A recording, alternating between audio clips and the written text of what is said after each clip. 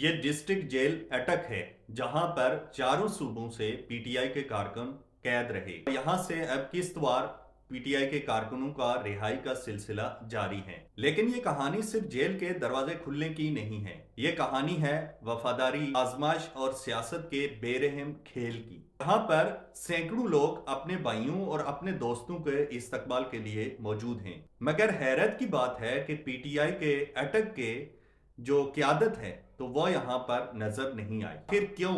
کیا انہیں P T I کی جو اٹک کی قیادت ہے، کیا انہیں اپنے کارکن کی رہائی کی خبر نہیں ہے؟ آج جیل سے رہا ہونے والے 12 کارکن میں سے 10 کا تعلق بلوچستان سے ہے اور 2 کا کراچی سے ہے، مگر ان کی کہانی صرف قید تک ہی محدود نہیں ہے، بلکہ ان کے دلوں میں ایک گہرا دکھ ہے۔ کارکنوں نے میڈیا سے بات کرتے ہوئے بتایا کہ ہمیں 4 ماہ سے کوئی پوچھنے نہیں آیا، کوئی قیادت حال تک پوچھنے نہیں آیا، اتنا تک کسی نے پتہ نہیں کیا ہمارا کہ ہم زندہ ہیں یا مر چکے ہیں، حالانکہ ہم پی ٹی آئی قیادت کے کہنے پر ڈی چوک گئے تھے۔ جب قیادت نظر نہ آئے تو کارکنان خود قیادت بن جاتے ہیں، اور یہی کچھ ہوا جب شاندانہ گلزار 8 گھنٹے تک کارکنوں کے درمیان بیٹھی رہی۔ ان کا ایک واضح پیغام تھا۔ شاندانہ گلزار نے یہ بھی کہا کہ ہم تب تک چین سے نہیں بیٹھیں گے جب تک تمام کارکنان رہائی کے بعد اپنے گھروں کو نہیں چلے جاتے۔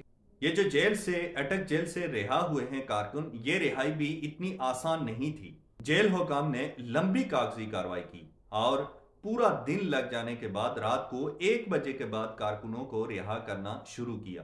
جیل حکام کا اس طرح کا رویہ تھا جیسے کوئی بوجھ اتارا جا رہا ہو، جیسے کوئی کارکنوں کو پہ احسان کیا جا رہا ہو، حالانکہ انصاف کا تقاضا یہی تھا کو شروع میں ہی چند ایک انویسٹیگیشن کرنے کے بعد ان کو رہا کیا جاتا۔ لیکن ان کارکنوں کا کوئی قصور نہیں تھا، صرف قصور یہ تھا کہ یہ اپنا آئینی حق استعمال کرتے ہوئے احتجاج کرنے اور اپنے آئینی حق کے لیے باہر نکلے تھے۔ لیکن ان کارکنوں کا حوصلہ ٹوٹا نہیں، ان کے چہرے پر تھکن تو ہے لیکن ان کے الفاظ یہی ہیں: ہم نے اپنی زندگیاں تو قربان کر دیں، اگر وقت آیا تو ہم اپنے اہل خانہ کو بھی قربان کر دیں گے، کیونکہ ہمارا لیڈر عمران خان ہے۔ اٹک جیل سے رہا ہونے والے کارکنوں نے میڈیا سے یہ بات کرتے ہوئے نعرہ بھی لگایا۔ یہ صرف ایک کہانی نہیں، یہ صرف یہ نہیں ہے کہ کارکنون جیل گئے اور واپس رہا ہو گئے، بلکہ یہ ایک تحریک ہے جو آزمائش کی بٹی سے گزر رہی ہے۔ کارکنان جیلوں سے نکل تو رہے ہیں،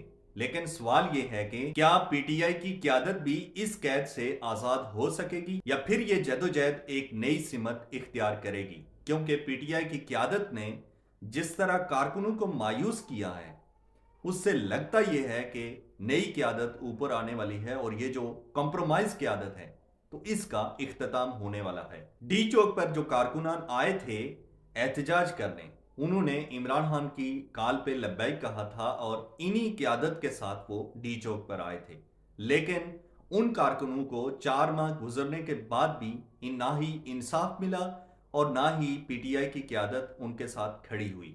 عید آنے والی ہے اور پی ٹی آئی کی قیادت اپنے اپنے گھروں میں اپنے بیوی بچوں، اپنے ماں بہن بھائی کے ساتھ عید منائے گی، لیکن وہ کارکن جو انہی کے کہنے پر آئے تھے وہ آج بھی جیلوں میں سڑ رہے ہیں، اور 100 سے زائد کارکن ایسے ہیں جن کا ابھی تک کوئی پتہ نہیں ہے کہ وہ زندہ ہیں یا مر چکے ہیں، کدھر ہیں، اور جو لوگ زخمی تھے، جن کے اپنے پیارے اس سانے میں وفات پا گئے، ان کا بھی کوئی ذکر نہیں کرتا، کوئی سامنے نہیں لاتا کہ ان کے ساتھ کیا گزری۔